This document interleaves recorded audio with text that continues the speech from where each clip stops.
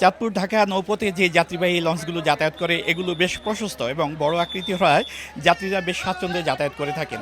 বিশেষ করে ঈদের সময় কিন্তু সেই যাত্রীবাহী লঞ্চগুলোতে অনেকটা ভিড় লক্ষ্য করা যায়। ভিড় থাকলেও কিন্তু যাত্রীদের মধ্যে এক ধরনের প্রশান্তি থাকে এবং এখন পর্যন্ত চাঁদপুর ঢাকা নৌপথে যে যাত্রীবাহী লঞ্চগুলো যাতায়াত করছে সেগুলোতে বাড়তি ভাড়া কিংবা যাত্রী হয়রানির এমন কোনো অভিযোগ পাওয়া যায়নি। শনিবার তো আগামীকালকে থেকে অফিস খোলা, তো সেই জন্য মনে হয় যাত্রীর চাপটা একটু বেশি। টানা 10 দিনের ছুটি শেষে আবারও কর্মস্থলে ফিরে যাচ্ছেন মানুষজন।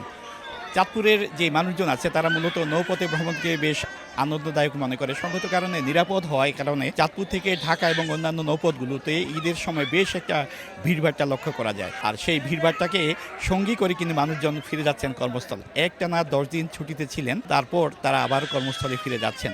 যাত্রীদের সঙ্গে কথা বলেছি, তারা বলেছেন যে আসলে স্বজনদের সঙ্গে যে ঈদের আনন্দটা তারা যেভাবে ভাগাভাগি করেছেন এটি তাদের মধ্যে এক ধরনের পরম শান্তি ছিল এবং প্রশান্তিও ছিল।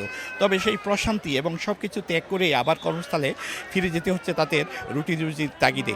তবে সবার মধ্যে কিন্তু একটা স্বস্তি আছে এবং সেই স্বস্তি নিয়ে তারা কিন্তু ফিরতে চান। একটু রিল্যাক্সে যাবো আর কি, জায়গা হচ্ছে না, মানে কোনো কেবিন পাচ্ছি না, ফার্স্ট ক্লাস পাচ্ছি না।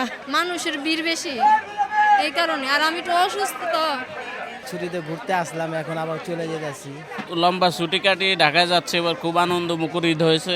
নিরাপদ এবং আনন্দদায়ক হয় নৌপথে বেছে নিয়েছেন যাত্রীরা। আর সেই কারণেই মূলত ঈদ কি বা অন্য সময় সব সময় কিন্তু যাত্রীদের সবচেয়ে প্রিয় যেই বাহন সেটি হলো যাত্রীবাহী লঞ্চ। চাঁদপুর ঢাকা সহ বিভিন্ন যে নৌপথগুলো আছে সেই নৌপথগুলো মূলত এই যাত্রীরা যাতায়াত করে থাকেন এবং যাত্রীদের কাছে অনেকটা স্বাচ্ছন্দ্য এবং আরামদায়ক হচ্ছে এই নৌপথ। ফারুক আহমদ, সময় সংবাদ, চাঁদপুর।